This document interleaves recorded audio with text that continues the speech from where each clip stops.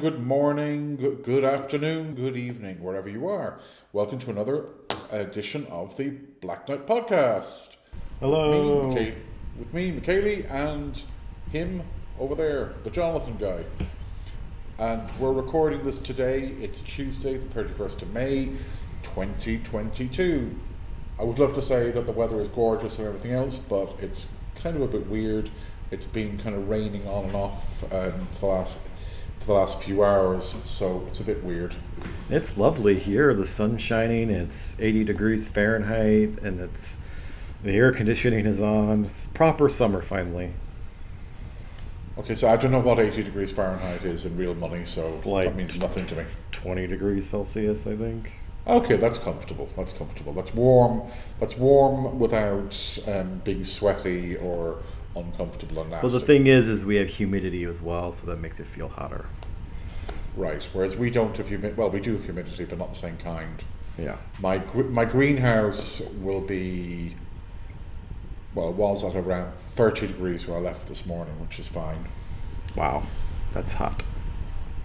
No, hot is when it hits about 50, which it was doing a few days ago, and that was with all the vents open. And basically, when it's at 50 degrees, everything in there is rather thirsty.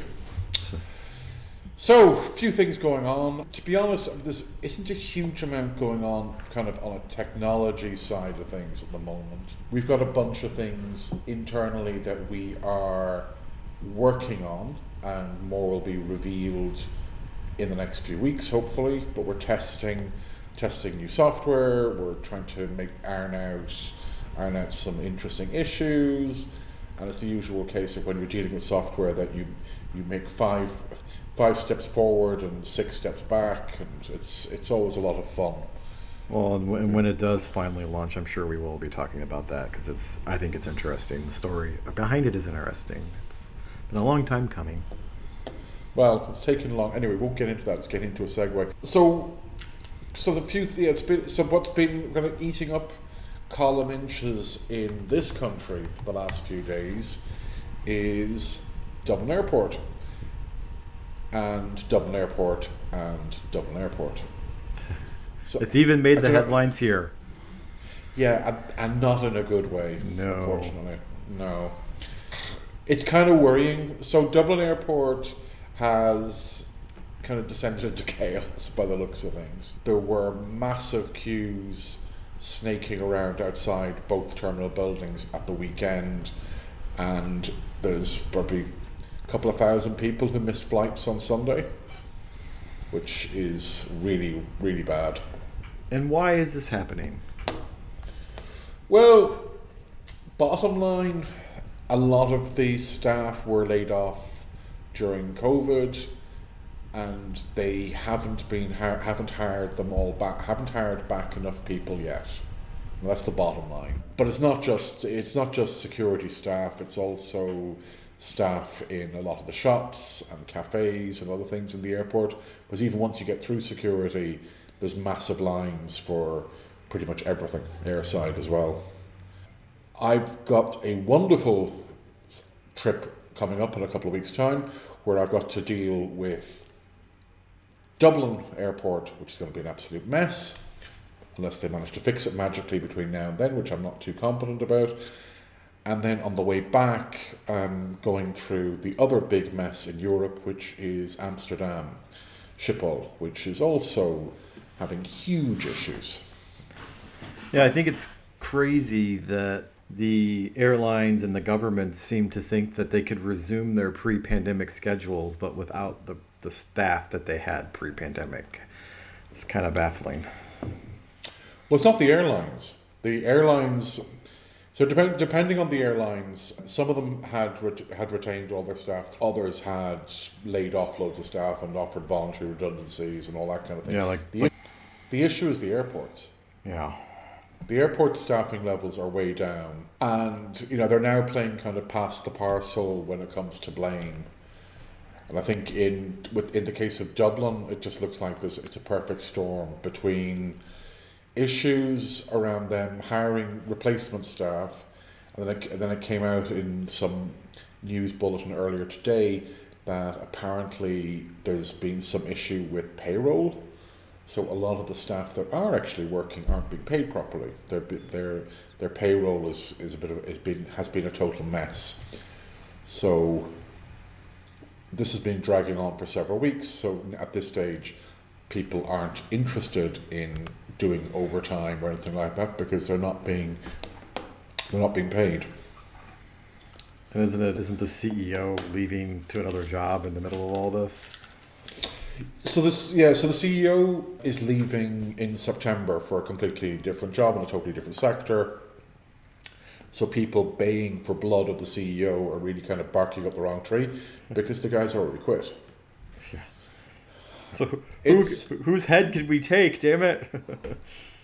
Well, that's what's kind of interesting because they're not the airport is not private. It's owned by the government. So the government minister, the junior minister, and the actual minister himself have been meeting with them and basically giving them ultimatums, putting in place a proper plan and all this kind of thing for dealing with the upcoming bank holiday weekend and the rest of the summer schedule. I've no idea how well that's going to work out for them. Do you think? But I'm just dreading going through Dublin Airport though. Do you think this could lead to the airport actually being privatized? No. I don't see how privatizing it would help. Well, privatizing airports never helps anything other than the people who buy the airport. But no, I wouldn't see. No, I can't see that happening. Okay.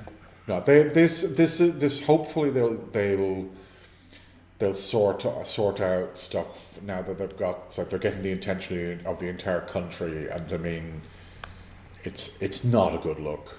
It is not a good look. I think it's funny reading Irish Twitter. People are like, "I'm going to go to Cork Airport now or Shannon Airport," and all I can think is, it took us quite a while to get to the west of the country. That's a long drive if you don't have to make it. Well, so this is there's a few of these rather unhelpful suggestions from people, and things like, oh yeah, you can fly out of Shannon or Cork, and it's like, well, yeah, okay, you can fly out of Shannon or Cork, but only to a limited number of destinations, and then also, if there's say 4 flights a day out of Dublin to Amsterdam, I mean there might be more, I'm not sure. There's probably 2 out of Cork. So I looked into it. I was like, okay, could I possibly go down to Cork for the weekend to see family, leave the car there, and fly out of Cork and back into Cork? And in theory, I could, but practically it wouldn't be particularly good because the schedule is kind of horrible. Yeah, it's like me, I could drive to Detroit for a transatlantic flight, but why would I do that when it's 4 hours, 5 hours away? Yeah, I mean, it's not practical. But also spending 4 or 5 hours in a queue at Dublin Airport is not practical either. I mean, that's not something that I'd be willing to do. Right. Anyway, look, we'll hopefully by the time we talk again, things like this will have been resolved. It's just worrying because if you've got flights booked and you're thinking like, how early do I need to get to the airport and what's going to happen if I miss my connection? It adds a lot of stress. Well, and the longer it goes on, the more it will leak into the tourist sector here in the U.S. where people are like, I'm not going to go to Ireland because, the chaos at the airport because people don't know if they'll be able to come home, and they'll just be like, well, why don't we just continue to wait? Whereas Ireland would very much like those tourist dollars to return. Well, it's the same with other parts of Europe. I mean, there's massive issues at Manchester Airport. There's been huge issues out of Heathrow, Stansted, and I'm not sure which other one. There's another one of the London airports that have been having problems. There's been lots of cancellations. Schiphol has been an absolute disaster for the last few weeks. The last time I flew out of there, people who had boarded at Schiphol had spent 2 or 3 hours queuing for security. To be fair, I flew into Manchester and pre-pandemic, and it was a disaster at normal times. So I feel bad for them right now. Yeah, well, I mean, look, I don't know. I say it's worrying, and I mean, for a multitude of reasons. I mean, the tourism, obviously, just the entire stress for those of us who have to travel for work a bit. It's worrying. Plus, I mean, a lot of people, they want to. They've been stuck here for the last 2 years. They want to get out of the country to see something different, to have a break. It's to get a bit of headspace. Some of the hot takes from people are not helpful. People are saying things like, "Oh, you shouldn't be traveling; it's bad for the environment." And it's like, well, thanks. We have to very live. helpful. Yeah, we have to live. Yeah. Yeah, I mean, like there's lots of things that are bad for the environment and bad for this and bad for that. I mean, anyway. Yeah, the problem of climate change isn't really going to be fixed by personal choices. It's going to be fixed by grand decisions made on a global level. And that's a good segue into one of the other topics we wanted to talk about today, about how Ireland, or how the EU is going to be ending its reliance on Russian gas imports. And so I was kind of curious to know, what would that mean for Ireland? Would that help Ireland go green faster? What's the situation like? So it's a bit of an odd one. We don't directly import Russian gas. Okay. That doesn't mean it doesn't impact us, obviously. But we don't import it directly. We would, of course, be importing products and things that come from countries that do import it, so if there's any kind of disruption to gas and other fuels going to those countries, it could have a knock-on effect. But I mean, in terms of Ireland kind of going green, I suppose it's more down to kind of a self-sufficiency type thing. Like, I was looking at topics around things like food security over the last couple of months. I mean, prior to the war in Ukraine, these weren't exactly top of mind. But since the war in Ukraine, I mean, Ukraine produces a huge amount of wheat and other things that go back out into the European ecosystem and are used for flour, for bread, and for loads and loads of other things to do with other products that just get into that food chain. And yeah, just that entire thing around food security has gone from being some kind of abstract concept to being something that I'm looking at a bit more closely, but I'm also like looking at the entire, how self-sufficient can we be? Can we reduce our carbon emissions? I mean, what about, the entire supply? So anyway, to answer your question, I think there is going to be increased pressure for Ireland to go green.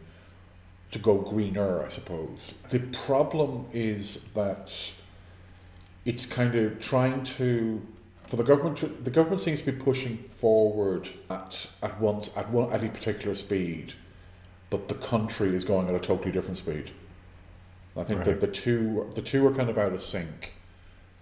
So, like at the moment, so one of the things here is that we have this entire thing about these paying like taxes related to carbon and things like that you go onto your electricity bill. It's not a huge amount of money, but the problem is at the moment with the inflation, the cost of everything's gone up dramatically. And this is like this morning I was listening to a report where they were going through like comparing a shopping basket from May 2022 the same shopping basket from May 2021. And on some items, the increase was like 40-50%. Wow. In 12 months, which is kind of scary. Like, I mean, I've seen it myself with filling up the car. So like my car now, I could put like 80 or 90 euro worth of diesel into it, and that will not fill the tank. Whereas a year ago, that would have filled the tank. And I don't drive massive mileage, so I mean it's not a major issue for me personally, but for people who would be commuting up and down to Dublin like almost every single day, that's a problem. Yeah, it's even a problem here. I know last year I made the mistake of buying an SUV because I'm an American and that's what we do when we buy a car. And the gas is now so much money that the credit card companies actually cap you off at a set amount when you pay at the pump. So the cap now will no longer fill your gas tank. So it's lots of very expensive gas. It was my wife just drove across the country and that was very expensive. Okay, very expensive by American standards means By still American cheap by standards. Yeah, like it's still still cheap by ours. yeah, it's still probably 4 times cheaper than filling a tank in Ireland. Like how much is it per liter? I don't know. I couldn't tell you, but it's Well, how much is it per gallon then? well out in California. My wife filled her tank yesterday. It was like $7.50 a gallon. Right, so $7 seven. Yeah. Okay, seven. Okay, so 7.50 a gallon. So 1 gallon to liters is 4.5 liters. So 4.5 liters to a gallon, roughly. So that I can't do this off the top. I can't do this on the fly. Hold on. So you said 750. Is that right? Yeah. Okay, it's still okay. So it's about 150 a liter Yeah. or less, Roughly. possibly. Yeah, it's like we're paying close to €2 a liter. Yeah. Wow. Now it was nuts. above €2. It was above €2 a liter. It's come back down, and then at one point recently, diesel had actually become more expensive than petrol, and that kind of reset again. It obviously it varies, but it's up around the €2 per liter mark at the moment, and unlikely to drop anytime soon. But a lot of people will be buying electric cars. Well, this is part of the problem because the initial outlay for an electric car means that they're still going to be out of reach for a lot of people. Right. And it's not just the cost of the car, you also have to look at like the charging infrastructure. Where are you going to charge it? Like do you have a charger at home or at your place of work, or are you going to have to install one? And can you even install one? So, it's I mean it's fine for somebody in a good paying job and all that, fine. They can probably afford to do it if they want to. But for somebody who is at the lower end of the spectrum, it's going to be out of reach. Because they don't have like €20,000 just sitting, lying around spare to go off and buy a new car.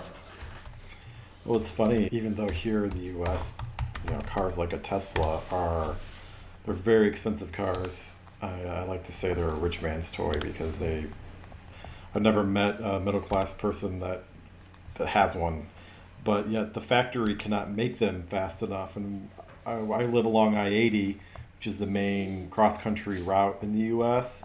And whenever you go anywhere, you'll see half a dozen trucks filled with Teslas going west or going east from the west, and it's like they can't make them fast enough, so somebody's buying them.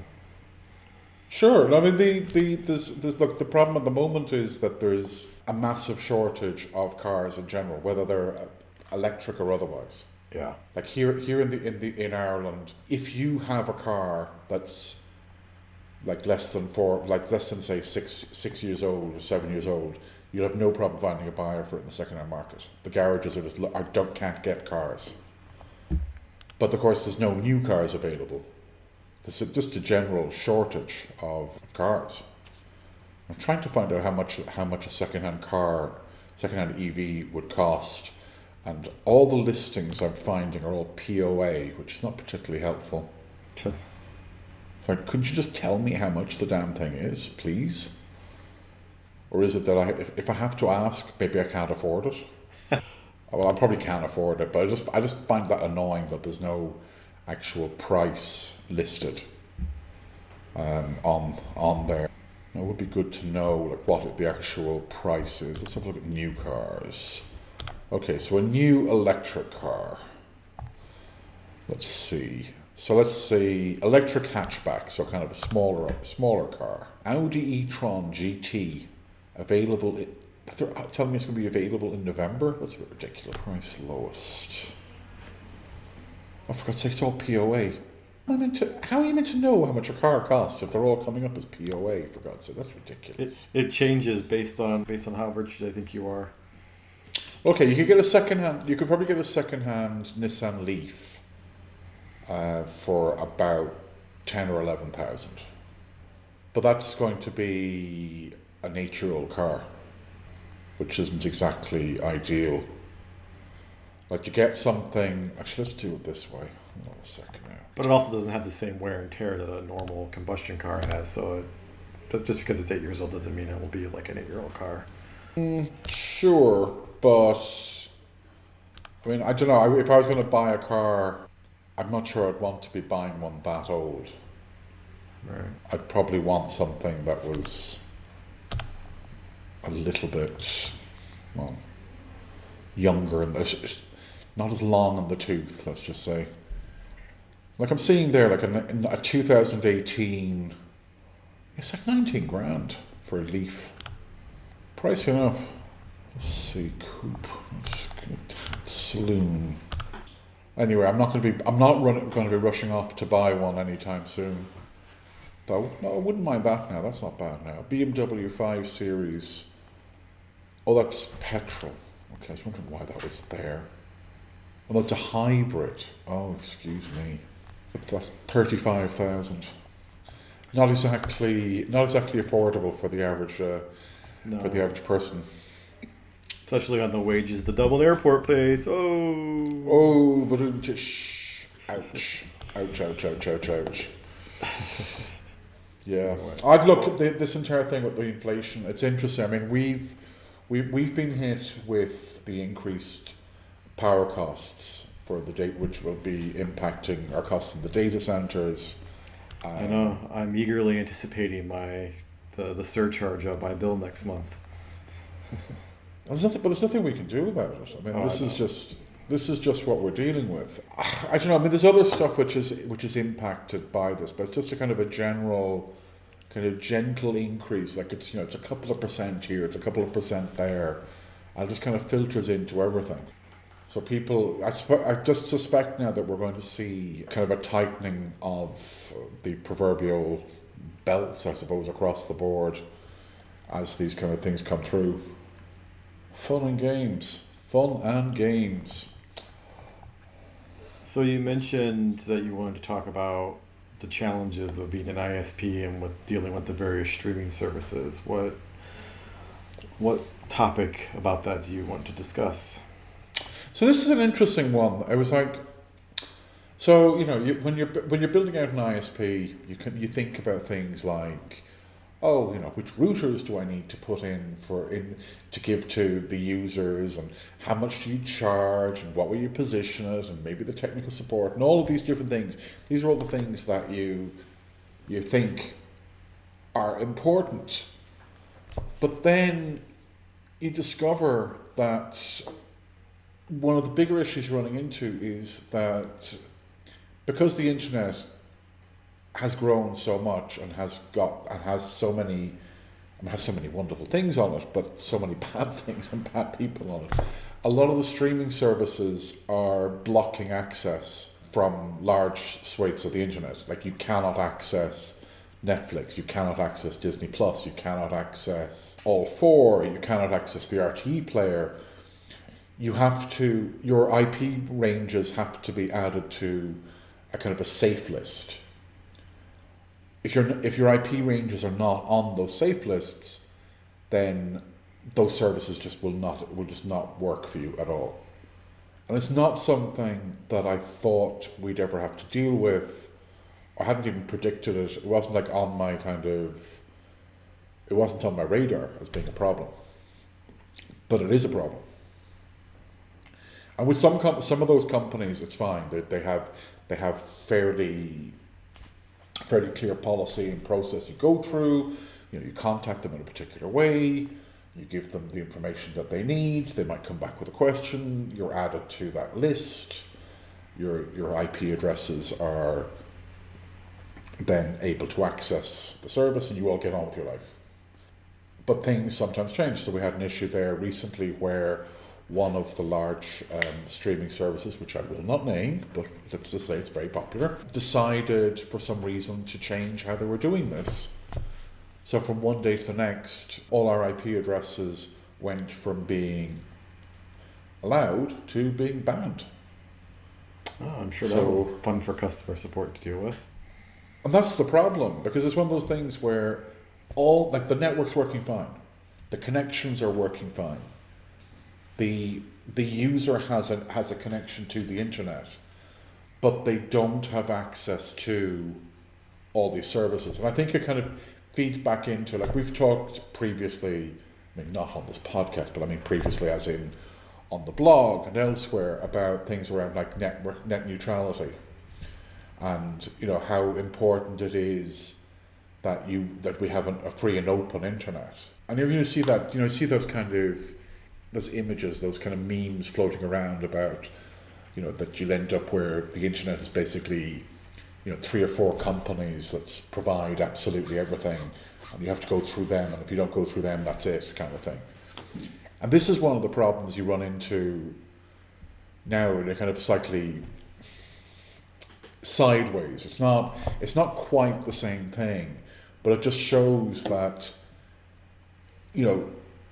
if people block, if 3 or 4 of the big streaming companies block your network, then it causes a massive issue, because those streaming services are the main reason that people are using your broadband. Exactly. It's not for, they don't care about whether they can access, I don't know, their bank. I mean, they probably do care about their bank, but that's not why they're on the phone to you screaming. It's because they can't watch, the latest whatever TV show or film or something. Well, I think it's interesting that, people just in the abstract think the internet is just a pipe, but running an ISP is more than just the pipe. It takes active management on a daily basis to make sure that your customers are getting where they need to go on the internet, and that must be fascinating but also challenging to do. Well, it's the stuff that you can't predict, I suppose, is the thing for me. It's like, I never thought that I would end up spending time trying to find responsive contacts in some of these companies to kind of sort out a problem that is not of my own making, or a problem that is not of our making at all. Because the default that these guys do is, by default, is they block the entire internet and then they allow segments of it to have access. It's kind of fascinating and scary. It's kind of fascinating. It is just one of those things where, you just don't see it as being something you're going to have to worry about, and then you realize that you actually do have to worry about it. The things that keep you up late at night. Well, yeah, maybe. It's worrying. It is worrying. The world-class engineers and technicians at Blacknight have your back. Yeah, but the problem with this is that it doesn't matter how good, if somebody at Disney Plus isn't returning emails, then it's their problem, not your problem, right? Well, this is the thing. It's like, okay, so so Ticketmaster, for example, I finally got responses from human beings there, and this has been ongoing. I've been trying to get this sorted out with them for months, and every time I think I've made a little bit of progress and I'm actually getting somebody who actually wants to actively engage and maybe actually sort the problem out, make a bit of progress, but then you hit a brick wall again. Right. And it's this kind of thing. It doesn't matter how good our technical team is. If another network is blocking you, they're blocking you, and that's it. Now, don't get me wrong. I mean, we block large swathes of the internet as well, usually for very good reasons. I mean, if the only traffic we see coming from a particular network is, quote unquote, bad traffic. In other words, hacking attempts against websites, hacking attempts against, servers, control panels, all that kind of thing, and just basically the kind of traffic that you just do not want in your network, rather than trying to mitigate one or two IP addresses. If we keep seeing lots of stuff coming from the same network and it's only that kind of traffic, we just go, well, okay, we'll just drop the entire network. Because why wouldn't you? I mean, what's the point? What is the point in allowing them to access your resources if all they're doing is abusing you? Just doesn't make any sense. It's a massive waste of time. So, we have to block parts of the internet, but the difference is though that it is possible to contact us if you feel that we're blocking you and we shouldn't be blocking you. It's not that hard to contact us. There's multiple avenues open to you. We're not hard to find, honest. I don't know. But I mean, these are just kind of weird challenges that I said I just didn't think about or even consider that I'd have to be dealing with. So look, hopefully the weather will get better over the next couple of weeks. Hopefully the next time we talk, we'll be able to say that Dublin Airport is absolutely amazing and is back to its good old efficient self, and travelling through it is pure pleasure. And we'll talk again in a couple of weeks' time. Hopefully things will be good and positive, and we'll have lots of fun things to talk about. So until then, it's goodbye from me and goodbye from him. Goodbye. Thank you.